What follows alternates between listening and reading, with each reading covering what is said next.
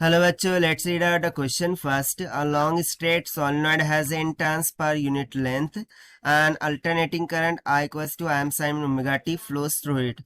एक long straight solenoid है, उसमें n number of turns है per unit length. Okay, per unit length. At alternating जो current है उसमें flow हो रहा है m sin omega t. Find the displacement current density as a function of distance r from the solenoid axis. The cross sectional radius of solenoid equals to r. तो चलिए देख लेते हैं हम solution से, but before of it let's talk about the key concept which we are going to use here for this question. So यहाँ पर basically यदि मैं बात करूँ magnetic field induction की for this case for solenoid, ठीक है, वो क्या होता है mu naught n times of the current I के इक्वल होता है, ठीक है। सो बस इसी कॉन्सेप्ट का हम यहाँ पर यूज करेंगे। सो यहाँ से देखिए मैग्नेटिक इंडक्शन क्या हो जाएगा, this will be equals to mu naught n into I कितना गिवन है, I m sine of omega t के इक्वल गिवन है, ठीक है। Now we know one of the relation, वो क्या रिलेशन है in between the electric field and magnetic field. So closed loop integration of the electric field vector with this area vector that will be equals to क्या होता है, minus of d by dt of integration of magnetic field into ds, ठीक है, इसके equal होता है।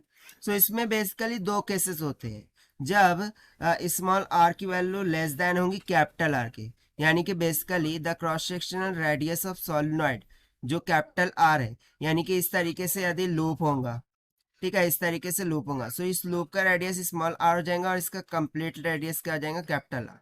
तो जब स्मॉल आर की value less than capital R होंगी, सो इस टाइम पर जब हम इंटीग्रल फाइंड करते हैं, सो ये कितना आ जाता है 2 pi r E, this is comes out equals to minus of B, यहाँ पर हम डॉट लगा देंगे, पाई आर का स्क्वायर, ठीक है। पाई आर स्क्वायर क्या है, एरिया है, और 2 पाई आर ये एक लूप का क्या हो जाएगा, सरकमफ्रेंस हो जाएगा, बस वही तो लिखा है हमने।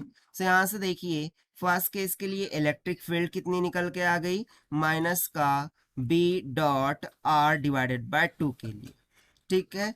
अब ये हो गया फर्स्ट केस ना। यदि मैं यहाँ पर बात करूँ सेकंड केस की, तो सेकंड केस में क्या होगा, r will be greater than two capital r, ठीक है। सो उस केस में क्या होता है, 2 पाई स्मॉल आर ई, ये किसके इक्वल हो जाएगा, minus of b pi of capital r की स्क्वायर के, क्योंकि यहाँ पर अब डिस्टेंस क्या हो गया, कैपिटल आर हो गया है।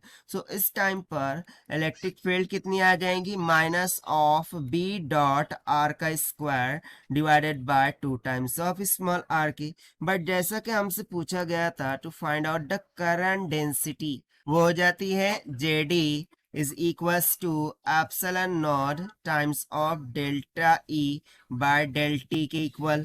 सो बस हम क्या करेंगे, इन दोनों केसेस को डिफरेंशिएट कर देंगे। सो मुझे JD की 2 सिचुएशंस मिल जाएंगी, ठीक है। एक कंडीशन में क्या होगा, माइनस ऑफ एप्सिलॉन नॉट, इसको हम डिफरेंशिएट कर देंगे। सो कितना आ जाएगा, simply B into r divided by 2 हो जाएगा, ठीक है। ये कौन से केस के लिए, when r is less than two capital R, और सेकंडली क्या आ जाएगा, epsilon not b into capital R का square divided by twice of small r के। और ये कौन सा केस है, जब small r is greater than two capital R, ठीक है। और यही हो जाएगा हमारा final answer for this question जो कि हमसे पूछा गया था। And this we have found by using the conceptual formula of magnetic field of the solenoid. So this is the required solution. I hope you understood it well. Best of luck. Thank you.